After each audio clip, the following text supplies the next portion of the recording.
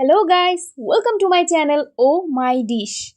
আজকে আপনাদের জন্য নিয়ে হাজির হলাম পারফেক্ট মচমচে ও মজাদার বেগুনির রেসিপি নিয়ে।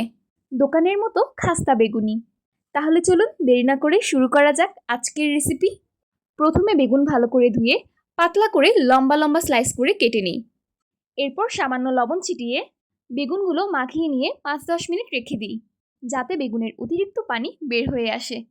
ব্যাটার তৈরির জন্য 1 কাপ বেসন নিয়ে নিলাম, পরিমাণ মতো লবণ, 1 চামচ করে আদা বাটা রসুন বাটা, লাল মরিচ গুঁড়ো, ময়দার সাথে 1 চামচ কর্নফ্লাওয়ার দিয়ে মিক্স করে নিতে হবে।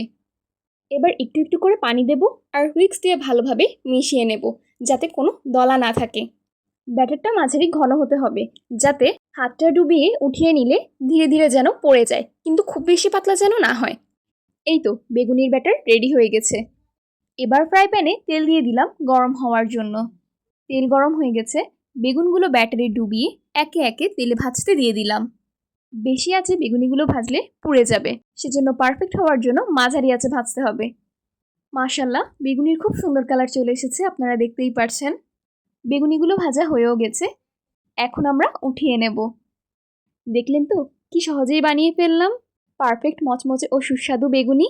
আল্লাহ হাফেজ।